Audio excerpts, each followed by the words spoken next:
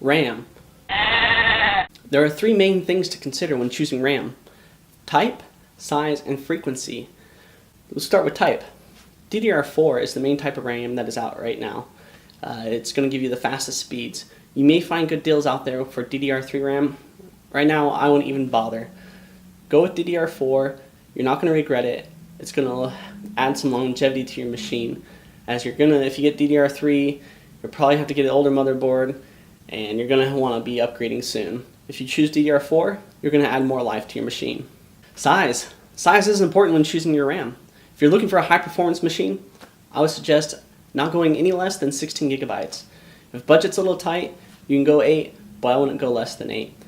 If you have a little bit more money, you can go 32, 64. I don't always feel like that's necessary. 16 is usually a good number, but if you have the money and you have the time, why not?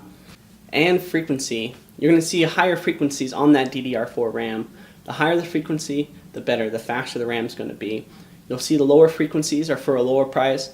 That's really where you want to decide on whether you want to go for speed or save a little money and get a little bit slower RAM. It all depends on where you want your machine to throttle. Alright, one of the last things to consider when choosing RAM is its compatibility with your motherboard. If you're just looking to do an upgrade on your current machine, some vendors provide software on their websites which will scan your system and let you know if it's compatible. If you're doing a PC build from scratch, you can look up that information on the page with the motherboard and also look up the information on compatibility with the page with the RAM to make sure it works together.